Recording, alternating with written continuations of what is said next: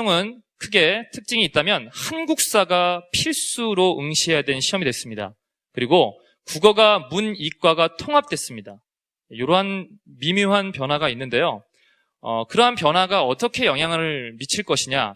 일단 국어가 문이과 통합됐기 때문에 자연계 학생들의 부담이 가중된 건 맞습니다. 그렇겠죠? 저도 지금 자연계 담임하고 있는데요. 국어에 대한 공부 시간이 상당히 부족합니다.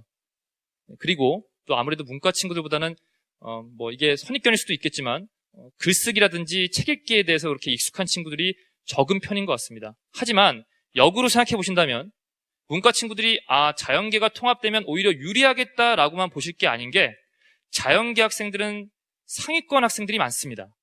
그렇기 때문에 최상위권 학생들은 오히려 인문 상위권 학생들보다는 국어 영역에서 더 높은 성취도를 보일 수도 있습니다. 실제 2014년도 문이과 통합으로 봤던 시절 그 당시에 1등급 컷이 96점으로 같게 나왔습니다.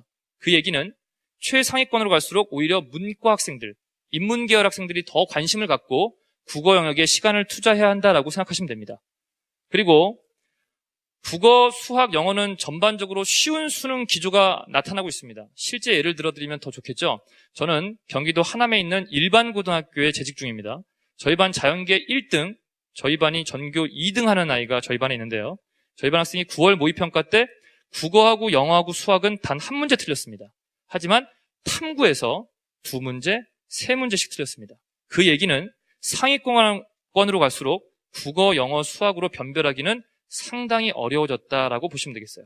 그나마 영어는 이제 절대평가를 1년 앞두고 있는 상황이기 때문에 쉬운 수능 기조는 더 강화될 것이고요.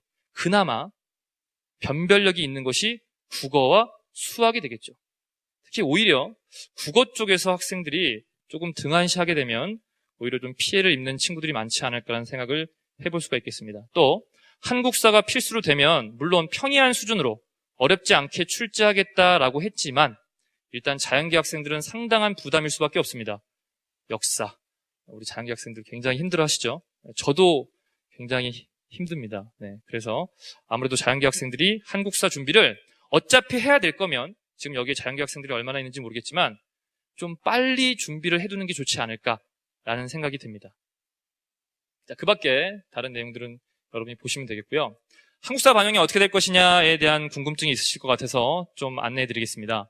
수시에서 보시면 최저 학력 기준으로 29개 학교가 활용하겠다라고 되어 있고요. 응시 여부만 확인하겠다라고 하는 학교가 55개교, 약 84개 학교 정도가 수시에서 한국사를 반영하겠다라고 발표하고 있습니다. 정시에서는요, 162개 대학이 한국사를 반영하겠다고 했습니다. 보통 가산점으로 부여하겠다라고 발표를 하고 있습니다. 한국사는요, 절대평가입니다. 1등급이 40점이고요. 5점 단위로 등급이 나눠집니다. 그런 식으로 시험이 진행되는데요. 아무래도 우리 학생들이 모두 다 필수로 봐야 되는 과목이고요. 아무리 평이한 수준으로 쉽게 출제하겠다라고 해도 시행 첫 해고 부담감이 있을 수밖에 없다는 건 자명합니다. 자, 그래서 몇 개 대학을 좀 가져와 봤습니다. 서울대학 같은 경우에는 수시 모집에서 응시 여부만 확인하겠다. 정시 모집에서는 문이과 공통으로 3등급 이내 만점 처리하겠다. 이런 얘기가 되겠죠. 성균관대는 수능 최저 적용 4등급 이내고요. 정시 모집도 그 정도입니다. 약간 3 정도, 4 정도, 요 정도 선에서 아마 인문은 한 3 정도, 자연은 한 4 정도 되어야 불이익을 당하지 않을 것이다 라고 생각하시면서 한국사 대비를 해주시면 되겠습니다.